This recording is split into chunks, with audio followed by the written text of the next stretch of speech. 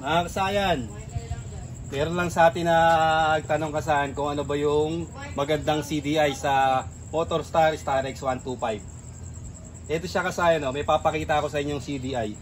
Sa mga 6-pin CDI o 7-pin CDI. Ito siya kasayan 1, 2, 3, 4, 5, 6. Bali 7-pin siya kasayan. Pero dahil battery operated siya, 4 lang ang meron sa kanya. Ito siya kasayan pulser ground, ignition coil, at saka yung accessory wire, yung kanyang positive. Ngayon kasayan, nagtatanong si Kasayan Paul kung ano daw yung magandang CDI. Ito, nangyayari to sa mga motor na ang kuryente parang paputol-putol siya. Ito siya kasayan. Tignan nyo kasayan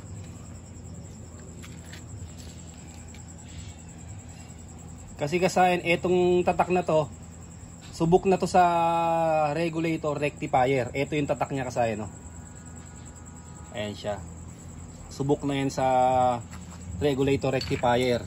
Ito siya ngayon. Kaya malakas mag-charge ang ating Rusi Macho 175. Ito para mabasa nila yung tutukan mo. Kung ano ba ang charger ng Macho 175. Ayan siya. Pareha sila. Ito siya kasayan Ngayon kasayan, sa mga nabibiti na kuryente, ito yung pwede nyong i-subukan. Pwede nyo subukan na 7-pin to 4-pin CDI. Pang battery operated, ayan siya. Yung gagamitin natin. Ngayon kasayan, tamang-tama yung Kasayan Paul natin na nagtatanong dahil may ginawa tayong battery operated.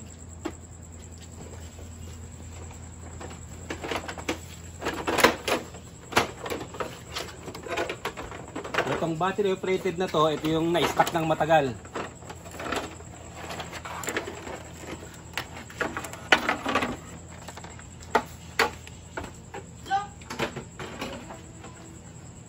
Ito kasayan, tutukan mo dito.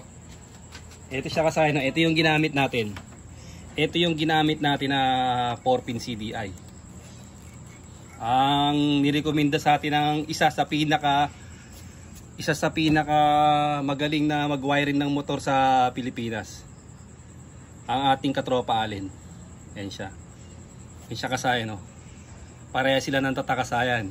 Kaya tingnan nyo yung pasok ng kuryente niya.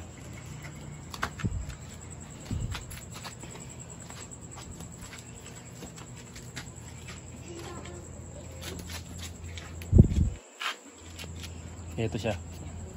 Papahawakan natin sa kasayan natin para para natin kung malakas.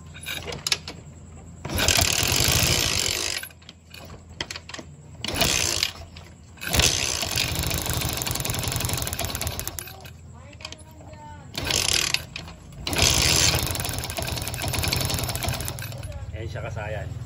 Ganun kalakas yung niya, kuryente niya kasayan Buhayin natin buhay ng ating gasolina.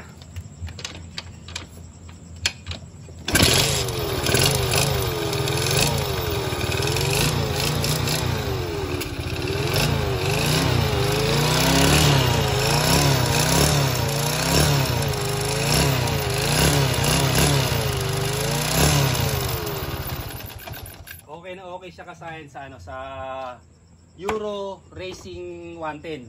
Punta naman tayo sa kabila kasayan. Sa kabila naman tayo pupunta. Ito na yun. Tama-tama.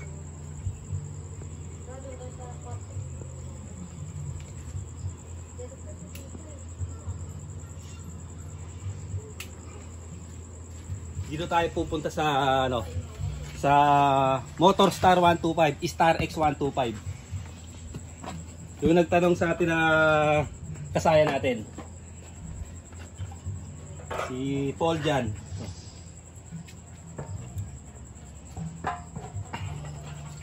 Ayos pa ba? Ano pa konti. Ito siya kasayan Ito yung ating lagayan ng CDI.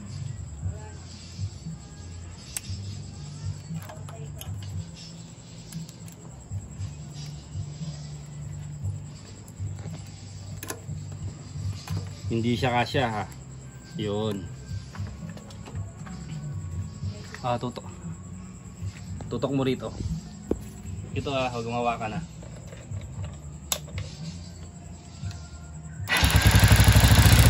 Ganun siya kasayang, ganun siya kabilis, ganun kalakas. So, dito lang sa yan dyan. Ayun yung kuryente niya. Okay, tutok mo dun. Kaya kasayang. Starex 125. Ganun kalakas yung kuryente niya.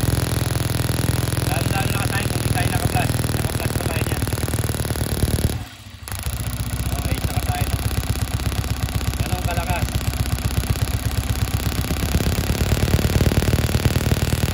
4-pin CDI. Ako na yung nakasubukan natin na tayo dyan, ha? Mapapansin nyo kasayang, walang bukas yan. Isa pa.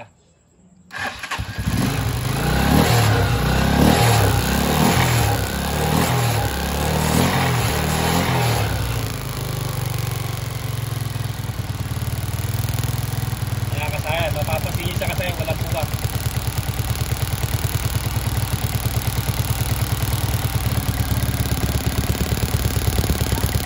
O yan kasayang ang pwede yung subukan kasayang na 4-pin CDI.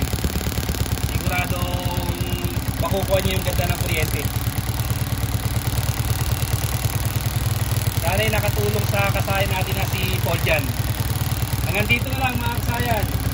Salamat sa panonood.